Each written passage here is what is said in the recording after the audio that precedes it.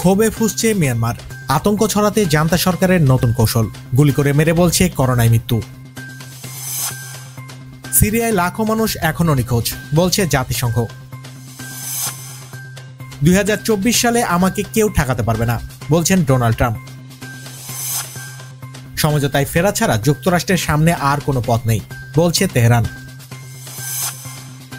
Saudi যুবরাজের বিরুদ্ধে জার্মানিতে ফৌজদারি মামলা, যুবরাজের বিরুদ্ধে যাচ্ছে না যুক্তরাষ্ট্র। এইবার আরব জোটের কাছে অস্ত্র বিক্রি বন্ধের আহ্বান জানিয়েছে ইরান। বাংলাদেশ সফরে এক ঢিলে দুই পাখি মারবেন নরেন্দ্র মোদী। এবং সর্বশেষ থাকছে চীনে বিদেশিদের পায়ুপথে করোনা পরীক্ষা, জোর হুঁশিয়ারি জানিয়েছে যুক্তরাষ্ট্র ও জাপান।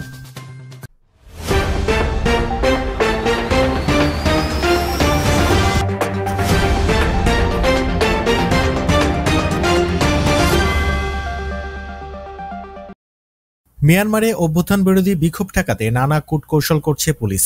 শুরু থেকেই চলছে গ্রেপ্তার অভিযান, বাড়ি বাড়ি তল্লাশি, আর রাস্তায় শান্তিপ্রিয় বিক্ষোভকারীদের উপর ছোড়া হচ্ছে রাবার বুলেট, জলকামান, এমনকি কখনো কখনো ছোড়া হচ্ছে সাউন্ড গ্রেনেড ও তাজা গুলি।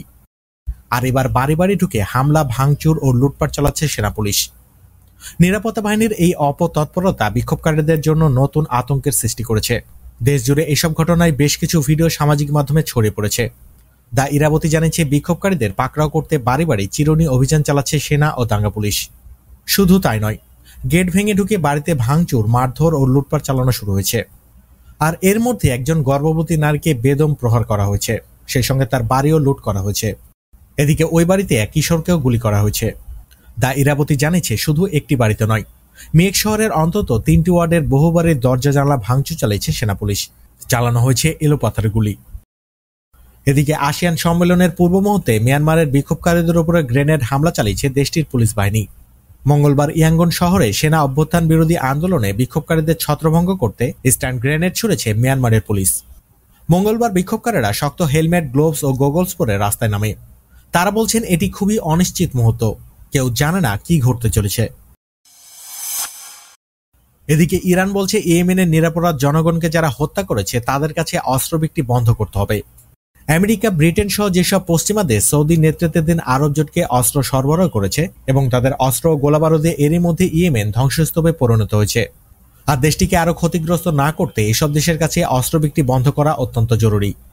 এদিকে জাতিসংঘ বলছে, ইয়েমেনের জনগণের বিরুদ্ধে বেআইনি শক্তি ব্যবহার জাতিসংঘ সনদের স্পষ্ট লঙ্ঘন। এছাড়া ইয়েমেনের জনগণের নিজেদের ভাগ্য নির্ধারণ করার নীতি উপেক্ষা করার প্রবণতা পরিবর্তন করতেই হবে। ইরানের এক প্রতিনিধি বলছেন, ইয়েমেনের চলমান সংকটের মধ্যে তেহরান মানবিক সহায়তা দেওয়ার চেষ্টা করছে, কিন্তু কথিত আরব জোটের বাধার কারণে তা সম্ভব হয়নি।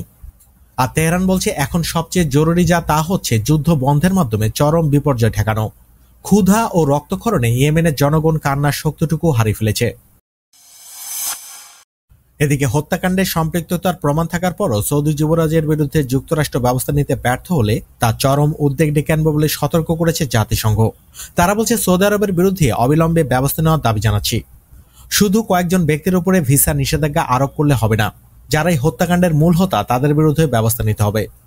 প্রেসিডেন্ট বাইডেন নির্বাচনী প্রচারণার সময় বলেছিলেন, তিনি ক্ষমতা এলে বাক স্বাধীনতা, মানবাধিকার সহ নতুন যুগের সূচনা করবেন। আর এখন এসব নিয়ে তিনি নীরব থাকলে এটি অত্যন্ত দুঃখজনক। সৌদি যুবরাজ মোহাম্মদ বিন সালমানের বিরুদ্ধে নিষেধাজ্ঞা আরোপ না করার পক্ষে সাফাই গেছেন মার্কিন প্রেসিডেন্ট জো বাইডেন। যদিও মার্কিন গোয়েন্দা প্রতিবেদনে বলা হয়েছে, ওয়াশিংটন পোস্টের সাংবাদিক জামাল খাশোগি হত্যাকাণ্ডে তিনি সরাসরি দায়ী। তবুও যুক্তরাষ্ট্রের জাতীয় স্বার্থ রক্ষায় তাকে নিষেধাজ্ঞার আওতার বাইরে রাখা হয়েছে। এদিকে খাশোগির বাগদত্তা বলেছেন, নিরাপরাধ ও নিষ্পাপ একজন মানুষকে হত্যার নির্দেশ দিয়েছেন যুবরাজ, কাজেই কোনো বিলম্ব ছাড়া তাকে শাস্তি দেওয়া অপরিহার্য। আর এতে খাশোগির হত্যায় কেবল ন্যায় বিচার প্রতিষ্ঠায় পাবে না, ভবিষ্যতে এমন ঘটনার পুনরাবৃত্তি হওয়া থেকে রক্ষা পাবে। এদিকে যুক্তরাষ্ট্র বলছে, ওয়াশিংটন যুবরাজকে নিষেধাজ্ঞার বাইরে রাখার সিদ্ধান্ত নিয়েছে, কারণ সৌদি আরবের সঙ্গে তাদের এটি কূটনৈতিক সম্পর্ক রয়েছে। আর এমন দেশের সেনাপ্রধানের বিরুদ্ধে নিষেধাজ্ঞা দেবে না যুক্তরাষ্ট্র। তবে যখন প্রয়োজন তখন দেশগুলোকে জবাবদিহিতার আওতায় নিয়ে আসতে বৈশ্বিক কূটনীতি দরকার, কিন্তু যুক্তরাষ্ট্রের সঙ্গে জাতীয় স্বার্থ কাজ করছে। এদিকে বাইডেন প্রশাসন বলছে, সৌদির কার্যত শাসকের বিরুদ্ধে আমাদের সময় ও সুযোগ অনুসারে যে কোনো ধরনের পদক্ষেপ নেওয়ার অধিকার জো বাইডেন রাখেন। পরমাণু সমঝোতায় ফিরে আসা ছাড়া আমেরিকার সামনে আর কোনো পথ নেই দাবি করেছেন ইরানের মুখপাত্র আলী রাবি। তিনি বলছেন, ইরানের বিরুদ্ধে সর্বোচ্চ চাপ প্রয়োগের মার্কিন নীতি ব্যর্থ হয়েছে, আর এখন পরমাণু সমঝোতায় ফিরে আসা ছাড়া তাদের সামনে আর কোনো পথ অবশিষ্ট নেই। তিনি আরো উল্লেখ করেছেন, পররাষ্ট্র নীতির ক্ষেত্রে সরকার যৌক্তিক সিদ্ধান্ত নিয়েছে। তারা নিষেধাজ্ঞা যাতে প্রত্যাহার হয় সেজন্য প্রথম থেকে চেষ্টা করে এসেছে।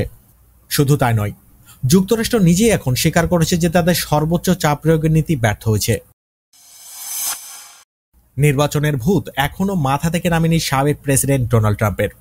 সম্প্রতি একটি সাক্ষাৎকারে তিনি বলেছেন, আমি ধারণা করতে পারছি না যে 2024 সালের প্রেসিডেন্ট নির্বাচনে দলের বাছাই পর্বে আমাকে কেউ হারাতে পারবে।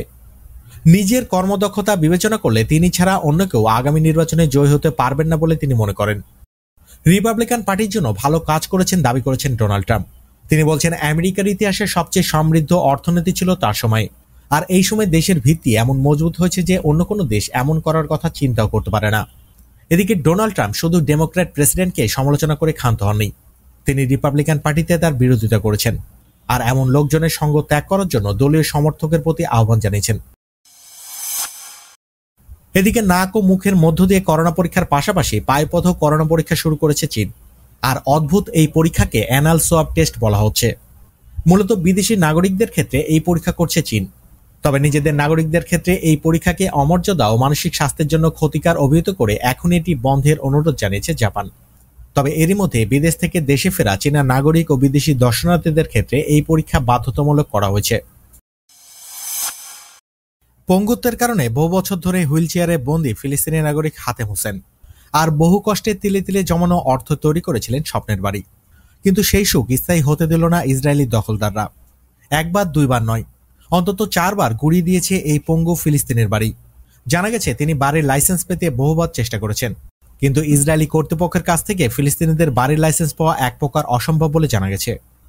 আর যার কারণে খোলা আকাশের নিচে এসে দাঁড়িয়েছে অন্তত 17 জন নিরীহ মানুষ। এদিকে পাকিস্তানের খাইবার প্রদেশে ল্যান্ডমাইন বিস্ফোরণে প্রাণ হারিয়েছে 2 শিশু, আর নিহত শিশুদের মধ্যে একজনের বয়স 12 এবং একজনের বয়স 8। প্রতিবেদনের সূত্রে জানা গেছে এলাকাটির আফগান সীমান্তে এই ঘটনা ঘটেছে, আর এই 2 শিশুর মৃত্যুতে শোক প্রকাশ করেছেন ওই প্রদেশের মুখ্যমন্ত্রী মেহমুদ খান। এদিকে নিরাপত্তা বাহিনীর সদস্যদের দাবি, পৃথক সশস্ত্র অভিযান চালিয়ে সেই এলাকা থেকে সন্ত্রাসীদের বিতাড়িত করতে সফল হয়েছে তারা।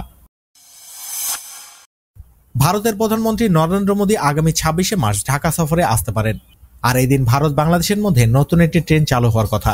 জানা গেছে বাংলাদেশের স্বাধীনতার 50 বছর পূর্তি উপলক্ষে ঢাকা সফরে আসতে পারেন নরেন্দ্র মোদী। নরেন্দ্র মোদী পশ্চিমবঙ্গের বিধানসভা নির্বাচনের প্রচারণার সুবিধার্থে এবার ঢাকা সফরকে ব্যবহার করতে চান বলে মনে করছে রাজনৈতিক বিশ্লেষকদের এক অংশ। আর তাদের বক্তব্য, পশ্চিমবঙ্গের বিধানসভা নির্বাচনের মুহূর্তে হতে যাওয়া মোদীর ঢাকা সফরকে রাজনৈতিক ফায়দার জন্য ব্যবহার করতে চায় বিজেপি। মূলত এইবারের নির্বাচনে নতুন করে মতুয়াদের মন জিততে চাইছে তারা, আর সেই কারণে নরেন্দ্র মোদী গোপালগঞ্জ যেতে চান বলে মনে করা হচ্ছে। পশ্চিমবঙ্গে আগামী 27শে মার্চ থেকে শুরু হচ্ছে বিধানসভা নির্বাচন, আর 8 দফার এই ভোট শেষ হবে 29 এপ্রিল। এদিকে সিরিয়ায় গত 10 বছরে গৃহযুদ্ধের সময় আটক হওয়া লাখ লাখ বেসামরিক নাগরিক এখনও নিখোঁজ রয়েছে জানিয়েছে জাতিসংঘের তদন্তকারীরা। জাতিসংঘ বলছে আরো কয়েক হাজার ব্যক্তি হয় নির্যাতনের শিকার হয়েছে অথবা নিরাপত্তা হেফাজতে থাকার সময় মারা গেছেন।